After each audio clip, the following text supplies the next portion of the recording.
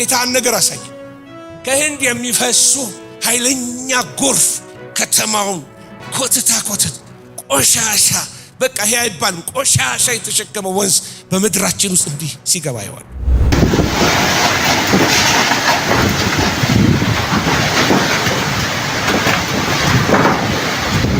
የተነሳው ከባድ አደጋ 20 ሰዎችን ለሞት ዳረገ። ምድር አስደንጋጭ መዓት ወርዶባት ህዝቦቿ ጭንቅ ውስጥ ገብተዋል። ተፈጥሮ የጨከነባት ከተማም እንዳልነበር መሆኗ ተሰምቷል። ቁጣ ይሁን ቅጣት ያለየለት አውሎ ነፋስ ከሰማይ ወርዶም ድንጋጤም ነክሷል። ቤቶች በማፈራረስ ዛፎችን በመገንደስና ኤሌክትሪክ መስመሮችን በመበጣጠስ ከፍተኛ ጉዳትንም አስከትሏል።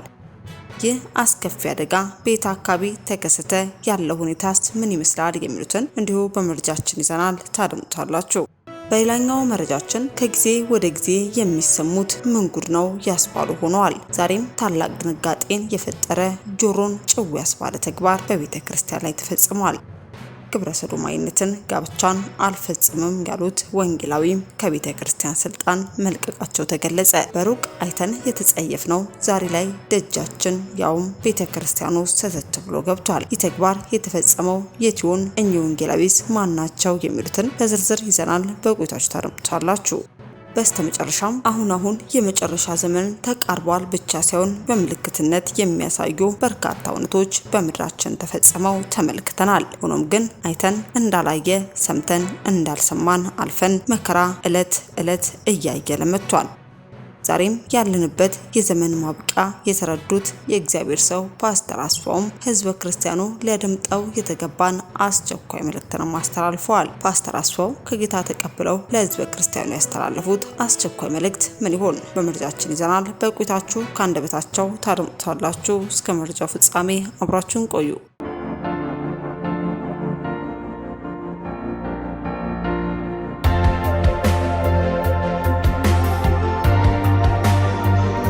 አስቀድመን ወደ ያዝንላችሁ መረጃችን ስናልፍ ከጊዜ ወደ ጊዜ የሚሰሙት ምን ጉድ ነው ያስባሉም ሆነዋል። ዛሬም ታላቅ ድንጋጤን የፈጠረ ጆሮን ጭው የሚያደርግ ተግባር በቤተ ክርስቲያን ላይ ተፈጽሟል። ግብረ ሰዶማዊ ጋብቻን አልፈጽምም ያሉት ወንጌላዊ ከቤተ ክርስቲያን ስልጣን መልቀቃቸውም ተገለጸ።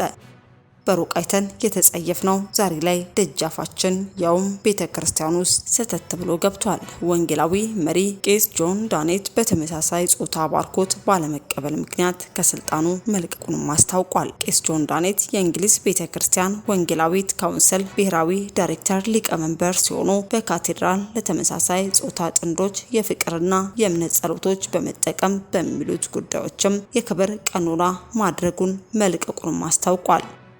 ዳኔት በህዳር ወር በእሁድ አገልግሎት ውስጥ ለተመሳሳይ ጾታ ጥንዶችም የባርኮት ጸሎት ከመጽሐፍ ቅዱሳዊ ከታሪካዊ የአንግሊካን አስተምሮ ጋር የሚጋጭ መሆኑን በመግለጽም ማረጉን መልቀቁንም ገልጿል። በህዳር መጨረሻ ለኤጲስቆጶስና ለካቴድራሉ ዲንም በላከው ደብዳቤም በውሳኔው ላይ ያለውን ሐዘን አሳሳቢነትም አስታውቋል። የፍቅርና የእምነት ጸሎቶች በእንግሊዝ ቤተክርስቲያን ውስጥ በተካሄደው በፍቅርና በእምነት መኖር ሂደት ለተመሳሳይ ጾታ ጥንዶችም በረከት ለመስጠት የተዘጋጁ ሲሆን እንደ መደበኛ አገልግሎቶች አካል ሊጠቀሙም ይችላሉ። ነገር ግን ጸሎቶቹ በብዙ ወንጌላዊ መሪዎች ዘንድ አወዛጋቢ ሆነው ቆይተዋል ተብሏል። ዳኔት የላከው ደብዳቤም ከ150 በላይ ቀሳውስትና መኮንኖች የተፈረመ ሲሆን ጸሎቶች ከመጽሐፍ ቅዱሳዊና ከእንግሊዛዊ የጋብቻ የጾታዊ ስነ ምግባር ትምህርት ጋርም ይቃረናሉ ሲሉም ገልጸዋል። በምላሹም ካቴድራል ዲን ቄስ ዶክተር ጄሲካ ማርቲን በጥር ወር መጨረሻ የሰጡት መግለጫ የፍቅርና የእምነት ጸሎቶችን ለማካተት የተወሰነው ውሳኔ እንደገና አይታየም ወይንም አይቀለበስም ብለዋል። ዳኔት በመግለጫው የክብር ቀኖና ማዕረግ መልቀቄን በቀላል አልወስደውም ሲሉም ገልጸው ነገር ግን የካቴድራሉ ውሳኔ ከመጽሐፍ ቅዱስ አስተምሮ ጋር እንደሚጋጭና በቀን ሕሊና ማዕረጉን መጠበቅ እንዳልቻለም አስታውቋል። ታዲያ ይህ ጉዳይም አስቀድመን በዓለም ባሉት ላይ እየተመለከተን ያለነው እጅግ አሳፋሪ ክስተት ሲሆን አሁን ላይ ግን ቤተክርስቲያን ሰዘት ብሎ እየገባም ይገኛል። ታዲያ ህዝበ ክርስቲያንም በዚህ ጉዳይ በጸሎት እንድትተጉ ስንል እኛም መልእክታችንን በሚዲያችን ስም ማስተላለፍ ወደድን። አስከትለን ወደ ያዝንላችሁ መረጃችን ስናልፍ ምድር አስደንጋጭ መዓት ወርዶባት ህዝቦቿም ጭንቅ ውስጥ ገብተዋል። ተፈጥሮ የጨከነባት ከተማም እንዳልነበር መሆኗ ተሰምቷል። ቁጣ ይሁን ቅጣት ያለየለት አውሎ ንፋስም ከሰማይ ወርዶ ድንጋጤም ነግሷል። በደቡብ አፍሪካዊቷ የደሴት ሀገር ማዳጋስካር በመታው ከባድ አውሎ ንፋስ ምክንያት ቢያንስ 20 ሰዎች መሞታቸው የሀገሪቱ የአደጋ ጉዳዮች ባለስልጣን ማስታወቀ። የማዳጋስካር የአደጋ መቆጣጠሪያ መስሪያ ቤት እንዳለውም አውሎ ንፋሱ ቤቶችን በማፈራረስ ዛፎችን በመገንደስና የኤሌክትሪክ መስመሮችን በመበጣጠስ ከፍተኛ ጉዳት አስከትሏል። በአጎራባቿ የፈረንሳይ ደሴት የሚገኝ ከባድ አውሎ ንፋስ ትንበያ ማዕከልም ለፈረንሳይ ዜና ወኪል እንዳስታወቀ አደጋው በደሴቱ እስካሁን ካጋጠሙ ተመሳሳይ አደጋዎችም የከፋም ነው። ጊዛኔ የሚል ስያሜ የተሰጠው ይህ ከባድ አውሎ ንፋስ ቶማሲና የተባለች የማዳጋስካር ሁለተኛ ትልቅ ከተማን በመታበት ጊዜ አብዛኛዎቹ ሰዎች የሞቱትም ቤታቸው እላያቸው ላይ በመፍረሱ መሆኑን ባለስልጣናትም አስታውቀዋል።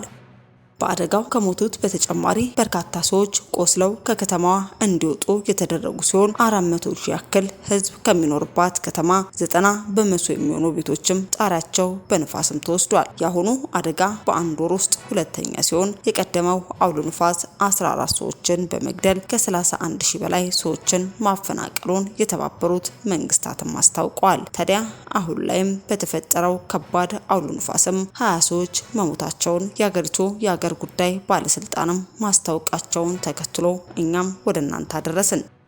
በስተመጨረሻ ወደ ያዝንላችሁ መረጃችን ስናልፍ አሁን የመጨረሻ ዘመን ተቃርቧል ብቻ ሳይሆን መፈጸም መጀመሩን በምልክትነት የሚያሳዩ በርካታ እውነቶች በምድራችን ላይ ተፈጽመው ተመልክተናል። ሆኖም ግን አይተን እንዳላየ ሰምተንም እንዳልሰማን አልፈን መከራችን ዕለት በዕለት እያየለ መጥቷል። ዛሬም ያለንበት የዘመን ማብቂያ የተረዱት የእግዚአብሔር ሰው ፓስተር አስፋው ህዝበ ክርስቲያኑ ሊያደምጠው የተገባን አስቸኳይ መልእክትን አስተላልፈዋል። ፓስተር አስፋው ከጌታ ተቀብለው ለህዝበ ክርስቲያኑ ያስተላለፉት አስቸኳይ መልእክት ምን ይሆን የሚለውንም ከአንደበታቸው እንድታደምጡት ጋበዝን። በጣም ፈጠን እያልኩ እናገራለሁ። በጣም ብዙ ማቴሪያል ያለው እና በስላይድ ቢሆን ብዙ ፈጥናለሁ እና ግን ስላይድ ስለሌለኝ በቃል ኤክስፕረስ ለማድረግ ሞክራለሁ። ማያቸው ነገሮች ግን ውስጣችሁ እንድትረዱኝ ነው የምፈልገው። ስለ ባቢሎን መንፈስ እንማራለን ዛሬ። የባቢሎን መንፈስ ለባቢሎን መጽሐፍ ቅዱስ የሚያስተምረን በሶስት ቦታዎች ላይ ስለ ባቢሎን እንመለከታለን። አንደኛው ባቢሎን ናምሩድ የፈጠራት ናምሩድ የመሰረታት ባቢሎን። ሁለተኛው ደግሞ ናቡከደነጾር በ576 ኢየሩሳሌም አፍርሶ ቤተ መቅደሱን አቃጥሎ የወሰዳት ባቢሎን የናቡከደነጾር ወይንም ደግሞ በዛ ዘመን የነበረው። በራእይ መጽሐፍ ላይ ደግሞ ባቢሎን ብሎ የሚጠራት በሰባት ተራሮች መካከል ያለች አንድ ከተማ አለች። አንዳንዶች ሮም ሰባት ተራሮች ስላሏት በዛ ተራራ መካከል ያለችው ሮም ናት ብለው ይላሉ። በመጨረሻ ሚስትሪ ባቢሎን ይላል ወይንም ደግሞ ምስጢራዊቷ ባቢሎን ይላታል። ስለዚህ በሶስት ዲሜንሽን ወይንም አቅጣጫ ደርዞች ባቢሎን እናያለን። በዘፍጥረት እንመለከታለን። እንደገና ደግሞ በዚህ በናቡከደነጾር ዘመን ላይ እናያታለን። እንደገና ደግሞ በሮም ላይ ወይንም ደግሞ በመጨረሻው ዘመን ላይ ታላቂቱ ባቢሎን ወደቀች፣ የአጋንንትም ማደሪያ ሆነች፣ የርኩሳንም መናፍስት ሁሉ መጠጊያ፣ የርኩሳንም የተጠሉ ወፎች ሁሉ መጠጊያ ሆነች ተብሎ ስለሷ ዋይ ሲባል እዚህ መጽሐፍ ላይ ትመለከታላችሁ። ማነበው ያነበብኩላችሁ ራእይ 18 ላይ ያለ ቁጥር 1 እና 2 አካባቢ ነው። ወደ መሰረት ሄጄ አንዳንድ ነገር ልንገራችሁ። መጽሐፍ ቅዱስ በዘፍጥረት 10 ላይ የካም ልጅ ኩሽ ልጆች ነበሩት ወይንም ደግሞ የካም ልጆች የሚባሉ ኩሽ፣ ምጽራይም፣ ፉጥ፣ ከነዓን የሚባሉ ልጆች ነበሩት። የኩሽ ልጆች ደግሞ ሳባ የመን ማለት ነው፣ ኤውላውጥ፣ ሰብታ፣ ራማ፣ ሰበቅታ ናቸው። የራማ ልጆች ሳባ፣ ድዳን ደግሞ የሳውዲ አረቢያ ናት። የኩሽ ደግሞ ናምሩድን ወለደ። ባቢሎንን የመሰረተውን ናምሩድን ወለደ። እርሱም በምድር ላይ ኃያል መሆንን ጀመረ። ናምሩድ እሱም በእግዚአብሔር ፊት ኃያል አዳኝ ነበረ። ስለዚህ በእግዚአብሔር ፊት ኃያል አዳኝ እንደ ናምሩድ ተብሎ ተዘፈነለት ወይንም ተቀኙለት። የግዛቱን መጀመሪያ በሰናዖር ሀገር በባቢሎን ኦሬክ፣ አርካድ፣ ካልኔ ናቸው። አሶርም ከዚያች ሀገር ወጣ። ነነዌ፣ የረሆቦትን ከተማ፣ ካለህን፣ በነነዌና በካልህን መካከል ሬስን ሰራ፣ ታላቂቱም ከተማ ናት ብሎ ስለ ባቢሎን ስፋት፣ ርዝመቷ፣ ከተሞቿን ሁሉ እየጠቀሰ ይናገራል። መጽሐፍ ቅዱስ ሲነግረን ኖህ ልጆች ነበሩት፣ ሴም፣ ካምና ያፌትን ትመለከታላችሁ። ካም ልጆች ነበሩት። የካም ልጆች ኩሽ፣ ግብጽ፣ ፉጥ ወይንም ደግሞ ከነዓን ነበሩ። 4 ልጆች አሉት። የተረገመው ከነዓን እንጂ ኩሽ አይደለም። አንዳንድ ጊዜ ኮሎናይዘርስ ወይንም ደግሞ እነዚህ የአውሮፓ ገዢዎች ጥቁሮች የተረገሙ ናቸው የሚለውን ያን ሜንታሊቲ እንድኖረን ያስተማሩን ትክክል አይደለም። የተረገመው ኩሽ ሳይሆን ከነዓን ነው። ከነዓን እርጉም ይሁን የተባለው ለምን? የአባቱ ራቁትነት ስለተመለከተ። ስለዚህ ኩሽ ወንድም ቤትስ ልጆች አሉት፣ የኩሽ ልጆች። እንግዲህ ኩሽ አንዱ የኛንም ህዝብ የሚጨምር ነገር ያለው ይመስለኛል። ሴባ፣ ሀቪላ፣ ሳብታ፣ ራማ፣ ሳብትካ፣ ናምሩድ የማን ልጅ ነው? የኩሽ ልጅ ነው፣ ባቢሎንን የመሰረተው። ስለዚህ ሳባና ዲዳን ወይንም ደግሞ የመንና ሳውዲ አረቢያ ከዚህ ከራማህ ከሚባለው ልጅ ይወለዳሉ። እነዚህ ነገሮች የምነግራችሁ ለምንድነው? ጅማሬውን እንድታዩት። ምድር ሁሉ አንድ ቋንቋ ነበረች ይላል መጽሐፍ ቅዱስ ሲናገር ዘፍጥረት 11 ላይ። ከምስራቅ ተነስተው በሄዱ ጊዜ በሰናዖር ምድር አንድ ሜዳ አገኙ። በዚያም ተቀመጡ። እርስ በርሳቸው ኑ ጡብ እንስራ፣ በእሳትን ተኩሰው ተባባሉ። ጡቡም እንደ ድንጋይ ሆነላቸው፣ የምድርም ዝፍት እንደ ጭቃ ሆነችላቸው። እንዲሁም ኑ ለኛ ከተማና ራሱ ወደ ሰማይ የሚደርስ ግንብ እንስራ፣ በምድር ላይ ሳንበተን ስማችንን እናስጠራው አሉ። እግዚአብሔርም የአዳም ልጆች የሰሩትን ከተማና ግንብ ለማየት ወረደ። ይሄ መጽሐፍ ቅዱስ ላይ የምናገኘው ታሪክ ነው። እና ከዚህ ጋር እንግዲህ እግዚአብሔር መጥቶ ያደረገውን ትመለከታላችሁ። እግዚአብሔር ቋንቋቸውን እንደበላለቀ፣ ከዚህ የተነሳ የስፍራው ስም ባቢሎን ወይንም ኮንፊውዥን ተብሎ ተጠራ ማለት ነው። ለዚህ መስራቹ ናምሩድ ነው። ናምሩድ ደግሞ በጣም ክፉ ጨካኝ የነበረ አዳኝ ነው። አንዳንዴ የሚያድነው የሰዎችን ነፍስ ነው፣ ወይንም ስለ ሂዩማን ሳክሪፋይስ ወይንም ሰዎችን መስዋዕት አድርጎ ስለማቅረብ ነው የሚናገረው። አንዳንዶች ጃይንት ነበረ ወይንም ደግሞ የኤናቅ ልጆች እንደ ነፍሊም የነበረ ረጅም የነበረ ሰው ነው ይባላል ስለ ናምሩድ ሲነገር። ኃያል ሰው ነው። ሚስቱ ደግሞ ሳሚራሚስ ትባላለች። ሳሚራሚስ ሚስቱ ናት። ልጅ አለው። ልጁ ተሙዝ ይባላል። ኦኬ እስካሁን የነገርኳችሁ መጽሐፍ ቅዱስን አስታክኬ አንዳንድ ሂስቶሪካል ነገሮችን ነው እየነገርኳችሁ ያለው። እና ተሙዝ ሌላ ስሙ ባኦል ነው። ባኦል ደግሞ መካከለኛው ምስራቅ ላይ የታወቀ አምላክ ነበር። እና አንዳንድ ስዕሎች አዘልላለሁ፣ መጎምጀት ትችላላችሁ ባታዩትም፣ እኔ የማየው እንዳያችሁ አስቡት። ሰሚራሚስ ልጅ አላት እንዳልኳችሁ። እና ሰሚራሚስ የናምሩድ ሚስት ናት። እና ናምሩድ ጣዖት አምላኪ ስለሆነ ራሱንም አምላክ ስላደረገ ሴም የኖህ ልጅ ሴም ገደለው የሚል አፈታሪክ አለ። ሰሚራሚስ ያን ጊዜ በሚስጥር የሰይጣንን አምልኮ ጀመረች፣ በስውር ሰው መሰዋት ጀመረች ይባላል። ባሏ ከሞተ በኋላ እሱ የጨረቃ አምላክ ሆነ ተብሎ ይባላል። እሷ ይሄንን አምልኮ ትቀጥለዋለች። ስለዚህ በኋላ ስሙን ነግራቸዋለሁ። ሰዎችም ማምለካቸውን ቀጠሉ። ሂዩማን ሳክሪፋይስ ሰው እየሰዉ ማለት ነው። በጣም የሚሰቀጥጠው ታሪክ አንዳንድ ታሪኮች ላይ አሁን በእኛ ባለን ሜንታሊቲ ልንመለከተው አይገባም። በዛ ዘመን ግን ኖርማል ሊሆን ይችላል። ከልጇ ከተሙዝ አረገዘች እና ስዕሎች ትመለከታላችሁ። ስዕሎቹ አንዱ ምንድነው? ሰሚራሚስ ልጇን ታቅፋ ስታጠባ ትመለከታላችሁ፣ እናትና ልጁ። እና ስለ ባቢሎን ስናወራ ባቢሎን 3 የሶሳይቲ ስትራክቸር አላቸው ወይንም ደግሞ የህብረተሰብ ሰንሰለት አላቸው። ከላይ ያሉት ንጉሳውያን ሉዓላት የሆኑ ቤተሰቦች አሉ ወይንም አገሩን የሚመሩት። ሁለተኛ ክላሶች ደግሞ ጨዋ ወታደርና ዳኞች የሆኑ ወይንም ፕሮፌሽናልስ ልትሏቸው ትችላላችሁ። ሁለተኛው ማዕረግ ላይ ናቸው። የመጨረሻዎቹ የዕዳ ባሪያዎች ይባላሉ። ሀብታሞቹ አዊሉ ይባላሉ። መካከለኛ ክፍል ያሉት ደግሞ ምሽኬኑ ይባላሉ። ከታች ያሉት የዕዳ ባሪያዎች ደግሞ ዋርዱ ተብለው ይጠራሉ በባቢሎን ቋንቋ ማለት ነው። ባቢሎን የብዙ ነገር የስልጣኔ ምንጭ ናት። አንድ የሐሙራቢ ኮድ የሚባል አለ በብሪቲሽ ሙዚየም ውስጥ እስካሁን ድረስ ተቀምጧል። እና በዛ ውስጥ ለማየት እድል አገኘው። እና እዛ ላይ የተጻፉ ህግጋቶች አሉ። የዛ የሐሙራቢ ኮድ ወይም የዛ ህግ ከመጽሐፍ ቅዱስ በፊት የነበረ ህግ ነው። አንዳንዱ ስትመለከቱ 10ቱ ትእዛዛትን ያነበቡ ይመስላል። ለምሳሌ ልጅ አባቱን ቢመታ እጁ ይቆረጥ ይላል። ይሄ የሐሙራቢ ኮድ ነው ወይንም ህገ መንግስትን የጀመሩ ባቢሎኖች ናቸው። ሴት ብታመነዝር በወንዝ ውስጥ ትስጠም። አንድ ወንድ ሴትን ቢመታና ብጨነግፍ 10 ሰቅል ይክፈል፣ ብትሞት ግን ሴት ልጁ ትገደል የሚል የባቢሎን ሕግ ነበር። በከተማ ሁሉ ላይ ሰው እንዲያየው ይሄ ያልኳችሁ ኮድ ወይንም ደግሞ ድንጋይ የሚመስል ነገር ይሄንን ያክላል በሳይዙ በየከተማው ጥግ ላይ የከተማይቱ ኮንስቲቲዩሽን የአገሩ ኮንስቲቲዩሽን ወይንም ደግሞ ሕገ መንግስታቸው ይቀመጣል። ለዚህ አገራቸው ከሌላው ይሄ የሰው ልጅ ስልጣኔ ሲጀምር ብዙ ነገር የወሰደው የባቢሎን ባቢሎናውያን በጣም ብዙ አምላኪዎች ናቸው ወይንም ደግሞ ፖሊቲየስት ይባላሉ። ብዙ አማልክቶችን ነው የሚያመልኩት እና አንዳንዴ እርስ በርሳቸው ጦርነት የሚነሳባቸው በአማልክቶቻቸው ምክንያት ነው። የመርዱክና የቤል አማልክት ተከታዮች እርስ በርሳቸው ጦርነት ያደርጋሉ። ብዙ ህንጻዎች ለአማልክት መቅደስ ነበራቸው። አንዱ ዙጉራት የሚባል አለ። ይሄ ዙጉራት የሚባለውን ሳዳም ሁሴን እንደገና ሪስቶር አድርጎት ልክ ሰርቶ ሳይጨርሰው ነው ለዚህ ዴዘርት ስቶርም ጦርነት የተነሳበት ኢን 90s ማለት ነው። እና ለአማልክት የምግብ የቅርጻ ቅርጽ የሰው መስዋዕትን አድርገው ለምሳሌ የሰው መስዋዕት አድርገው የሰው መስዋዕት ይሰጧቸዋል ወይ ሰው የሚመስል ቅርጽ ይሰጣሉ ለአምላካቸው። የምግብ ቅርጽ አድርገው መስዋዕት ያቀርባሉ።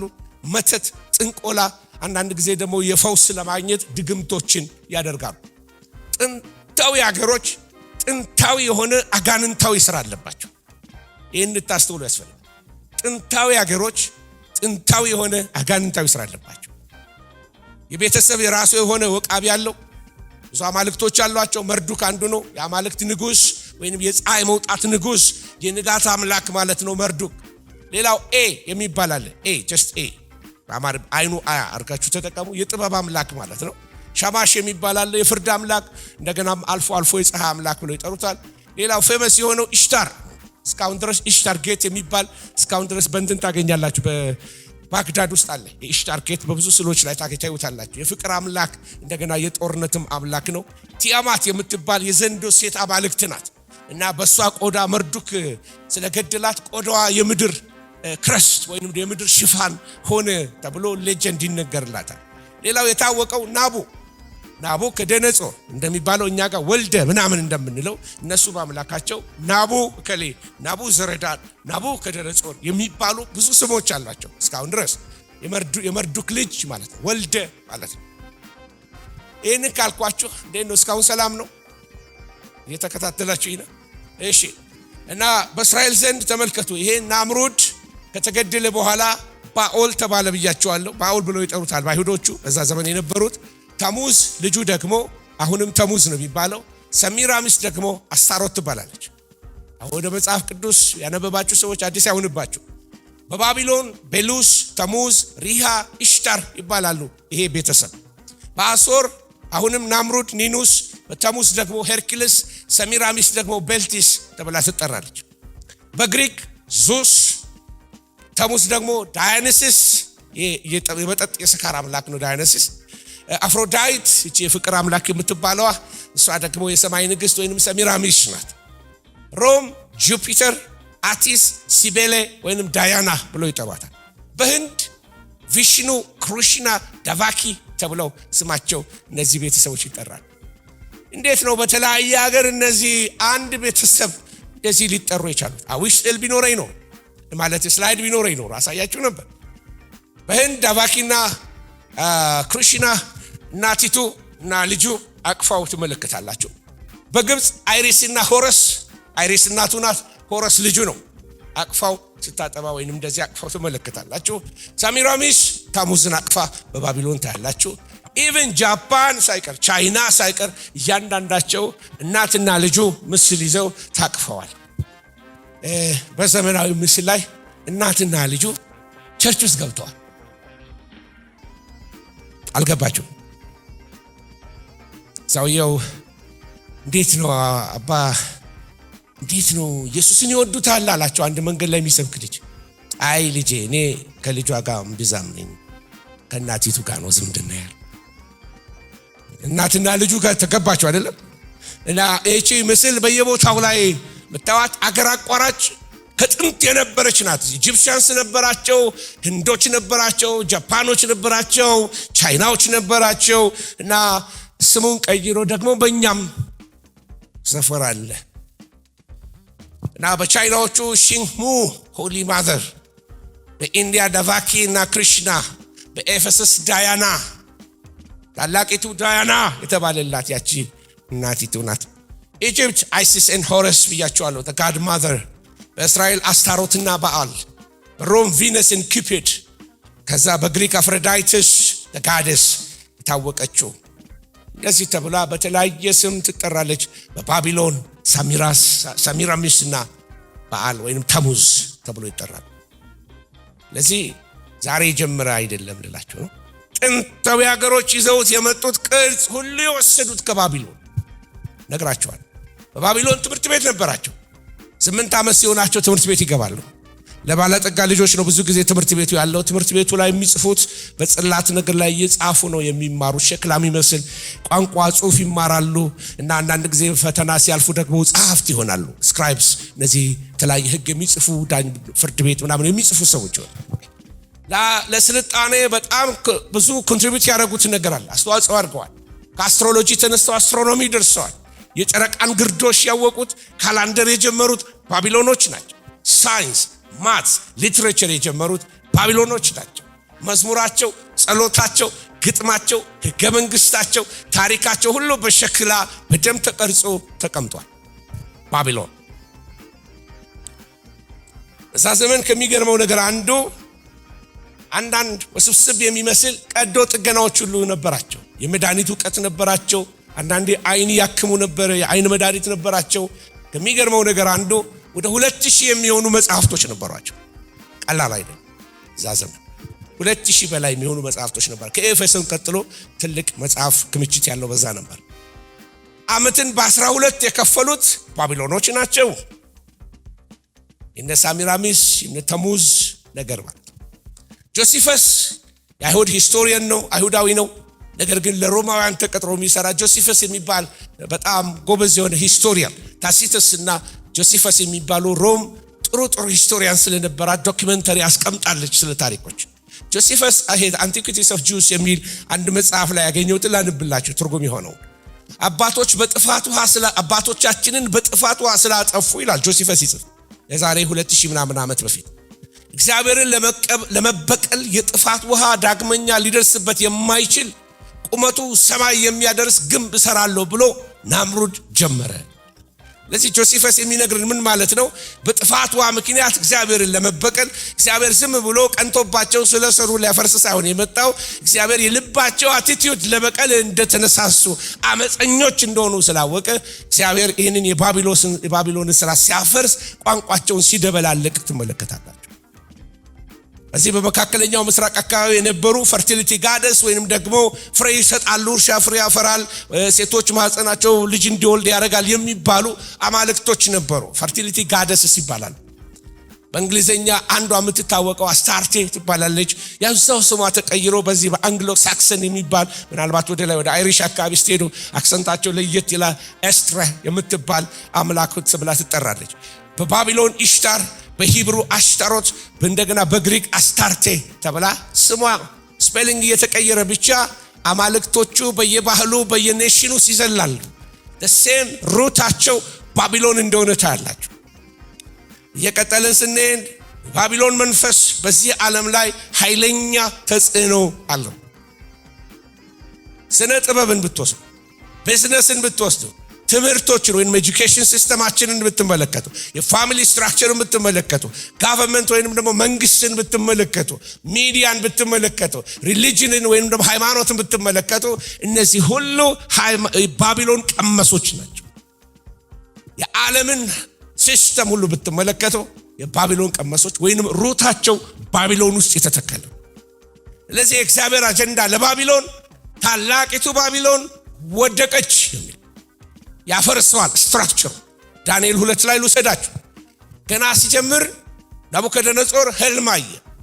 ህልሙ ከላይ ራሱ ወርቅ ይሆን፣ እንደገና ደረቱ ግራ እጁና እንደዚህ ትከሻው እንዳለ ብር የሆነ፣ ወገቡ ደግሞ ብሮንዝ የሆነ ወይንም ናስ የሆነ፣ ከዛ እግሮቹ ሁለቱ እግሮቹ ደግሞ ብረት የሆነ፣ ሁለቱ ደግሞ የቆመባቸው ጣቶቹ ደግሞ ግማሹ ሸክላ ግማሹ ብረት የሆነ።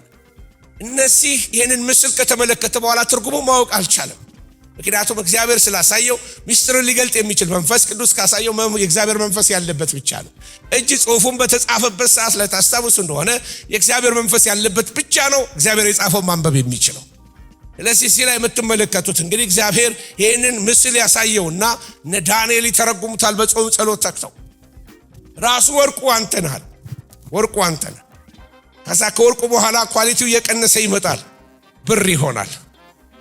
ፋርስና ሜዶን ሁለት እጅ ስላለው ወገቡ የግሪክ መንግስት የግሪክ ኢምፓየር እና አሌክሳንደር ዘ ግሬት ዓለምን ከዚህ ከአሌክሳንደር ከዚህ ከግሪክ ከዌስት ከምስራቁ የግሪክ ክፍል ተነስቶ እስከ ፐርሺያ ድረስ እስከ ኢራን ድረስ ሄዶ አገር የወረረ ሰው ነው። በ30 ዓመቱ ላይ ጦርነት አለቀበት። አሌክሳንደር ዘ ግሬት ኃይለኛ ተዋጊ ነው። ተዋግቶ ሀገሮችን ሁሉ ከማረከ በኋላ የሚዋጋው ሀገር ስላጣ አለቀሰ በ30 ዓመቱ ጦርነት። እና አሌክሳንደር ከሞተ በኋላ መጽሐፍ ቅዱስ የሚነግረን ሲምቦሊክ በሆኑ ምሳሌዎች ነው። ዳንኤል በህልም በራእይ ተመልክቶታል። አንድ በግ ነበረ፣ ወደ ምስራቅ፣ ወደ ሰሜን፣ ወደ ምዕራብ፣ ወደ ደቡብ ሲጎስም ተመለከተው።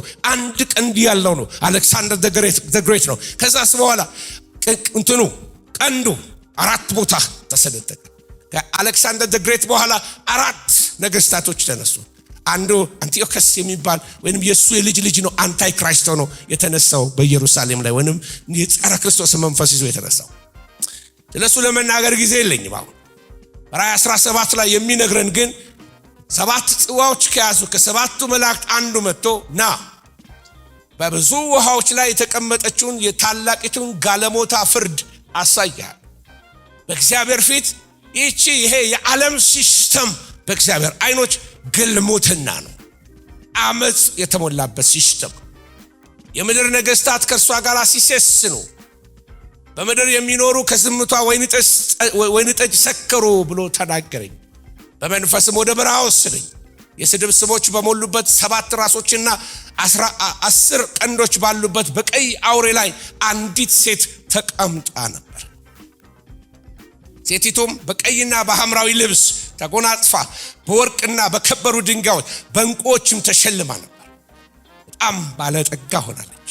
በእጇ የሚያስጸይፍ ነገር የዝሙቷ ርኩሰት የሞላበት የወርቅ ጽዋ የያዘች ነበረች። በግንባሯ ምስጢር የሆነ ስም ታላቂቱ ባቢሎን የጋለሞቶችና የምድር ርኩሰት እናት ተብሎ ተጻፈ። ከዘፍጥረት ላይ ነው የነገርኳችሁ ስለ ባቢሎን። አሁን የወሰድኳችሁ ስለ ባቢሎን የሚናገረው በዮሐንስ ራእይ ላይ መጽሐፍ ቅዱስ የሚናገረው አንዳንዶች ሮንግሊ ኢንተርፕሬት ያደርጉታል። ስለ ሳዳም ሁሴን ስላለባት ስለ ኢራቅ አይደለም የሚናገረው። በ7 ተራሮች መካከል ስላለች ስለ አንዲት ከተማ ነው የሚናገረው። ከዓለም ፖለቲከኞች ጋር የተጨባበጠች የፖለቲካ ሲስተሙን የሃይማኖት ሲስተሙን የጨበጠች በቀይ አውሬ ላይ በቀይና ሐምራዊ ልብስ የለበሰች በእጇ ዋንጫ የያዘች ጽዋ የምትሰጥ አንድ ጋለሞታ አለች፣ ከዓለም ጋር የተስማማች። ይህቺ በመጨረሻው ዘመን ላይ ገሃድ የምትወጣው የጸረ ክርስቶስን መንገድ ጠራጊ የሆነው የሐሰተኛውን ነቢይ የምታስተናግደው ሐሰተኛ የሃይማኖት ሲስተም ናት። በደም ስሙኛው 7 ተራሮች አሉ። የምትነግስ ታላቅ ከተማ አለች። በ7 ተራሮች መካከል እስካሁን በዓለም ላይ ካሉ 7 ተራራዎች የትም ቦታ የለም፣ ያሉት ሮም ላይ ነው ያለችው። ጌታ ሲነግረን ከባቢሎን ጋር ስለሚኖር ሪሌሽንሺፕ ከባቢሎን ውጡ፣ ከከለዳውያን ኮብልሉ፣ በእልልታም ተናገሩ፣ ይህን ነገር እስከ ምድር ዳርቻ ድረስ አውሩና እግዚአብሔር ባሪያውን ያዕቆብን ታድጎታል በሉ። እግዚአብሔር ሕዝቡን ባቢሎን ያለውን ሕዝብ እንኳን ውጡልኝ ያለው ከባቢሎን ጋር ህብረት እንዲኖራት ቤተክርስቲያንን እግዚአብሔር አይፈልግም። ከባቢሎን መካከል ሽሹ፣ ከከለዳውያን ምድር ውጡ፣ በመንጎች ፊት እንዳውራ ፍየሎች ሆኑ ይላል። እናንተ እግዚአብሔርን ቃል የምትሸከሙ ሆይ እልፍ በሉ፣ ከዚያ ውጡ፣ ርኩስን አትንኩ፣ ከመካከሏ ውጡ፣ ንጹህ ሁኑ። ባቢሎን የጋለሞቶች እናት ናት፣ እንዳትተባበሩ፣ ጽዋን እንዳትጠጡ ብሎ እግዚአብሔር ይናገራል። ደግሞ በሌላ ቦታ እንዲህ ይላል በኢሳይያስ ከባቢሎን ውጡ፣ ሽሹ፣ ያንዳንዳችሁ ነፍሳችሁን አድኑ፣ በበደሏ አትጥፉ፣ የእግዚአብሔር በቀል ጊዜ ነውና እርሱም ብድራቷን ይከፍላታል። እግዚአብሔር ባቢሎንን ሲስተሙን የዚህ ዓለምን ሲስተም አመጾን ይቀጣዋል። እኛ የምናመልከው አምላክ የፍቅር አምላክ ነው። እግዚአብሔር ደግሞ he is a God of justice ፍትህ የሚያውጅ አምላክ ነው። እግዚአብሔር አባት ነው። እግዚአብሔር ፍቅር ነው። እግዚአብሔር ደግሞ ዲሲፕሊን ማድረግ ያቀበታል። ቤቱንም ዓለምን ጀጅ ሊያረጋት ይችላል። ስለዚህ ጊዜውን ሲቀበል እኔ ፈርዳለሁ ብሏል ጌታ ፈራጅም እንደሆነ ዛሬ ማታ በደንብ ስሙ። ዓለም ይፈረድበታል። ስለ አመጿ፣ ስለ ርኩሰቷ፣ ስላፈሰሰችው ደም፣ ስለ ሁሉ አመጿ እግዚአብሔር በዚህ ዓለም ላይ ይፈርድባታል። እና በጸጋ ዘመን ስለ ፍርድ መናገር ትንሽ ሊቀፋችሁ ይችላል። ግን ጸጋ እውነተኛ አባት ልጆቹን የሚቀጣል አይመስላችሁ? ጋለሞታይቱ በአውሬው ላይ ትጋልባለች። የስዕል ማየታችን ነው። አሁንም ዩሮፓ የሚባል ሌጀንድ አለች። ዩሮፓ በሌጀንዱ ምንድነው? አንዲት በቡል ላይ ወይንም ደግሞ በአንድ ኮርማ ላይ ተቀምጣ በአውሬ ላይ ተቀምጣ ዋይልድ ቢስት በሱ ላይ ተቀምጣ የምትሮጥ አንዲት ዩሮፓ የምትባል ቆንጆ ሴት ነበረች። በአውሮፓ ይባላል፣ ስሟ ዩሮፓ ይባላል። ስለዚህ የአውሮፓ ዩኒየን ብር ሲያወጣ በዩሮ ላይ የመጀመሪያ መልኳ የወጣው ይህች ሴት በዚህ በኮርማው ላይ ተቀምጣ ስትጋልብ አስበውት ነው አይደለም፣ በሌጀንዳቸው ላይ ስላለ አስቀምጠውታል። መጽሐፍ ቅዱሳችን ደግሞ the beast አውሬው በሷ ላይ እንደሚጋልብ ይነግረናል መጽሐፍ ቅዱስ። በዩሮ 2 ዩሮ ካላችሁ ከአውሮፓ የመጣችሁ ሰዎች 2 ዩሮ ለህዝቡ ብትሰጡ አንድ ላይ 2000 ስክሪን እንገዛበታለን። እሺ ጋለሞታይቱ ባቢሎን ማናት? እቺ ፐርፕል የለበሰች እቺ ቀይ የለበሰች ባቢሎን ማናት? አንዳንዶች እስራኤል ናት ይላሉ። እስራኤል የተቀደሰ ህዝብ። ሮም ናት በጥያቄ ምልክት ለፈው። አንዳንዶች ነው መካ መዲና ናት ይላሉ። ማስረጃ የለም። የዓለም ሲስተም ነው። በጣም ይቀርባል። ምክንያቱም አንዳንዴ ፕሮፌቲክ ጋሲንግ እንዳናረግ ይገባቸዋል። ትንቢታዊ ምንድነው አቦ ሰጡኝ እንዳናረግ መጠንቀቅ አለብን። ጋለሞታይቱ የወይን ዋንጫ እንደዚህ ትይዛለች። ሐምራዊ ልብስ ትለብሳለች። ቀይና ሐምራዊ የሆነ ልብስ ትለብሳለች። ኃይለኛ የፖለቲካ ኮኔክሽን አላት። ሁሉም ወደ እሷ ይመጣል። የነገሰ ፕራይም ሚኒስተር ሁሉ ሄዶ ይጨብጣታል። ስጦታ ይዞ ይሰጣታል። this is ከኢትዮጵያ የመጣ ቡና ነው ተብሎ ሲሰጣት ነበር። እኔ የገባችሁ ነው። 40 ዓመቴ ነው ከሀገር ከወጣውና አማርኛ ትንሽ ዱልዱም ነው እና የፖለቲካ ተጽዕኖ አለባት እና ትጨባበጣለች። አውሬው ለሷ ያለው አጀንዳ ሌላ ነው። በጣም አሸር ታረቋለች። ወደዚህ ዓለም ሲስተም ውስጥ ታስገባዋለች። መንገድ ትጠርግለታለች። ሐሰተኛው ነብይ ከሷ መካከል እሷን ይዞ ነው የሚነሳው። ለቁጥሩ አስተባባሪ ከመሆን ወደ ኋላ አትመለስም። ቀይ ከላይ የለበሱ ሐምራዊ የደረቡ ዋንጫ እንደዚህ ይዘው ሳንታ ማሪያ ማድሬ ዲ ዲዮ ፕሬጋ ፖርኖይ የሚሉ ጥቂት ጣሊያኖች ነው የገባቸው። አልገባችሁ? ዋንጫ የምታነሳ ሐምራዊ ልብስ የለበሰ ቀይ የደረበች ዋንጫ የወርቅ ዋንጫ የያዘች ጽዋ በየጊዜው የምትሰጥ ባቢሎን ከዓለም የተቀላቀለች ከፖለቲካ የተቀላቀለች ቤተክርስቲያን የመተነሳ የምስራቅ በሉ የምዕራብ በሉ የሰሜን በሉ ነገስታቶች እየመጡ እኔ የተሾመ መንግስት ሄዶ ሰላም የሚላት ከተማ ቫቲካን የጸረ ክርስቶስ መንገድ የምትቀ መጽሐፍ ቅዱስን ወደ እንግሊዘኛ ተርጉመዋል ተብሎ ሬሳቸው ከተቀበሩበት እነ ዊሊያም ቲንዴልን ሬሳቸውን ቆፍራ ያወጣችው ቤተክርስቲያን ኔሮ ከገደላቸው በላይ በተለይ በ14ኛው በ15ኛው ክፍለ ዘመን እነ ጆን ሃስ ታላላቅ እግዚአብሔር ሰዎች መጽሐፍ ቅዱስ በእንግሊዘኛ በኖርማል ሰዎች በሚገባው ቋንቋ ይሰበክ ሲባል በእሳት ያቃጠለቻቸው ኢንኩዊዚሽን ይባላል። በእሳት ያቃጠለች ቤተክርስቲያን ኔሮ እሷን ያህል አልገደለም። ደህንነት ትሸጥ የነበረ ስለዚህ ከባቢሎን ውጡ ይለናል መጽሐፍ። ጆን ሃስን ያቃጠለች ግሪኮች አንድ ዘመን ላይ ትሮይ የምትባል አንድ ከተማ ነበረች። ትሮይን ለማያዝ ሲሉ ወደ 10 ዓመት መሸጉ። የትሮይ ሰዎች ዝግትግት ታረጉባቸው እና አንድ ጊዜ የዳያና በዓል ነበርና የዳያና ልደት በሆነበት ሰዓት ላይ ትልቅ ፈረስ ሰሩና በፈረሱ ውስጥ ስፔሻል ኮማንዶዎቻቸውን ከተቱ። ከዛ በኋላ እነዚህ የትሮይ ሰዎች በሩን ነደሉ። የራሳቸውን ይህን አምላካችንን ሊያከብሩ ጠላቶቻችን መጨረሻ ሰረንደር አደረጉ። አምላካችንን ሊያመልኩልን ነው ብለው በሩን ነድለው ይሄን ትልቅ የድሮ ከተሞች በግንብ የታጠሩ ናቸው። ግንቡን አፍርሰው ካስገቡ በኋላ ከፈረሱ ሆድ ውስጥ ወጡ ወታደሮች ኮማንዶዎችና የከተማይቱን በሮች ከፈቱ። እንዳለ የግሪክ ሰራዊት ገብቶ ትሮይን አጠፏት። ምናልባት ታሪክ የምታውቁ ሰዎች ስለዚህ ሆድ ውስጥ የተቀመጡ አሉና አንዳንዴ በእንግሊዝኛ አባባል አለ ትሮጃን ሆርስ የሚል አባባል ካያችሁ ከኋላው የሆነ ነገር አለ ማለት ነው። ከኋላ የተደበቀ ነገር ሲኖር ማለት ነውና ይዘው የገባዋል እና የፈለጉት ከተማውን ነው። ከተማውን ለመያዝ ግን በስጦታ ነው የገቡ። በዚህ ዘመን ፍጻሜ ላይ ወደ ቤተ ክርስቲያን እንደ ትሮጃን ሆርስ የገባ ነገሮች አሉ። መስለው የገቡ ነገሮች ተቀብለናቸው እሰይ ብለን እንደው ምን አለበት የምንላቸው ማአት የባቢሎን ግሳንግሶች ወደ ቤተ ክርስቲያን ገብተዋል። I'm not here to please you, I'm here to tell you the word of God። በዚህ በዘመን ፍጻሜ የሩቅ ምስራቅ መናፍስቶች ወደ ቤተ ክርስቲያን እየገቡ ነው። እየሰማችሁኝ ነው?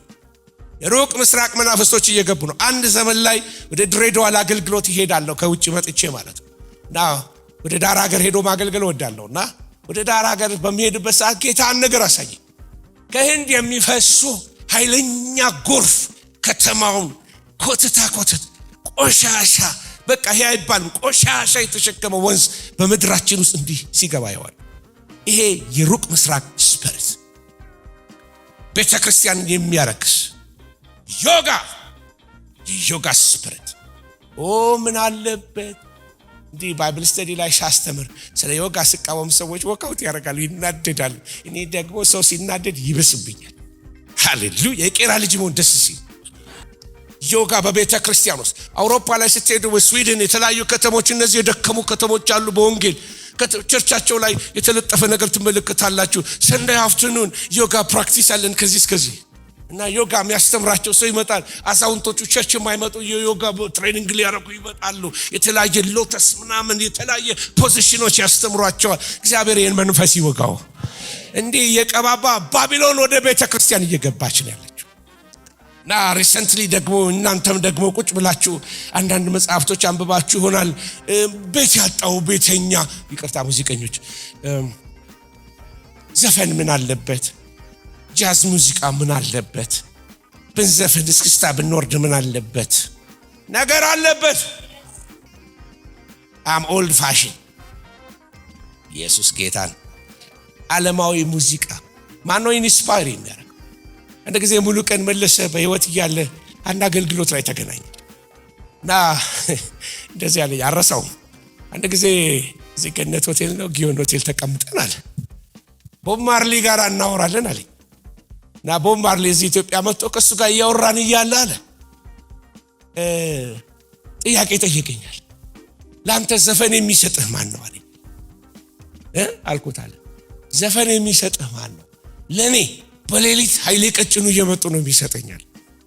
አባባ ጃኖይ ሶሪ ጃኖይ እየመጡ ይሰጡኛል።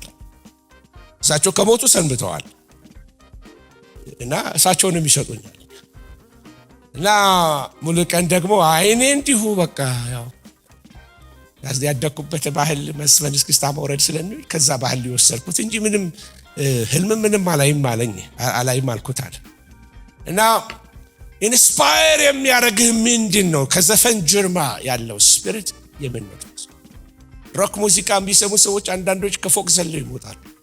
ሱሳይድ ኮሚት ያደርጋል። kill yourself, suicide, hurt yourself። ይሄ በሚያስፈራው ድምጻቸው ሙዚቃውን ያጮሁ ሰውን የሚነግሩት ያን ነው። ብላክ ማስኪንግ የሚባል አለ። ብላክ ማስኪንግ ማለት ወደዚህ የተጻፈ ሰይጣን የሚለውን እነሱ ወደ ግራ ያዞሩትና ነታስ ገባችኋል? ብላክ ሪቨርስ ያደርጉታል። that's demonic inspiration በሰሚዎቹ ላይ ወጣቶች ፖሰስድ ይሆናሉ ወጣቶች ራሳቸውን የሚገሉ ሱሳይዳል እንዲሆኑ ድራግ ውስጥ እንዲገቡ ራሳቸውን እንዲጠሉ ራሳቸውን እንዲቆርጡ ሰውነታቸውን የሚያደርግ ካተርስ እንዲሆኑ የሚያደርጋቸው አንዱ የሚሰሙት ሙዚቃው አንዳንድ ራፖች ኢንስፓየርድ የሚሆኑ kill the policeman ምን ለማስተማር ነው ግደል ጥላቻ hatred ነጭ ጥላ ጥቁር ጥላ ኢንስፓየር የሚያደርጋቸው በዘፈን ውስጥ ሴሰኝነት ኢንስፓየር የሚሆነው በዘፈን ውስጥ ነው እና እዚህ ቤት ዘፈን ቦታ የለው የማንንም ዘፈን ልሰማ አልመጣም ኢየሱስ ክርስቶስ ጌታ ነው ባልታጠበ ብርጭቆ ማልጠጣ ሰው በረከሰ በዘፈን በጃዝ ሙዚቃ በለው በሮክ ሙዚቃ በለው በምንም በረከሰ ሰውነት ውስጥ ማንንም አይዘምርልኝም ኢየሱስ ክርስቶስ ጌታ ነው በተቀደሰ መዝሙር እንዘምራለን እንደውም እኮ አላ አይደለም እኔ ጎርናናው በዘምርላችሁ ይሻላል በጋንጃ ይጦዘ ከሚዘምርላችሁ አይመስላችሁ ዓለማዊ ሙዚቃ በቃ አስምሬ ሊድላችሁ ብዬ ነው በኢየሱስ ስም አሜን ወጣቶች አትፈተኑ ምንም አይጎልባችሁ እግዚአብሔር ኢንስፓየር ያደርጋቸው ወጣቶች ተነስተውልናል ውድ የሻሎም ቲዩብ አድማጭና ተመልካቾቻችን ለሰዓቱ ያዝርላችሁ መረጃ ያደምጣችሁትን ይመስል ነበር በሌላ አዳዲስ መረጃ እስከምንገናኝ መልካም ቆይታ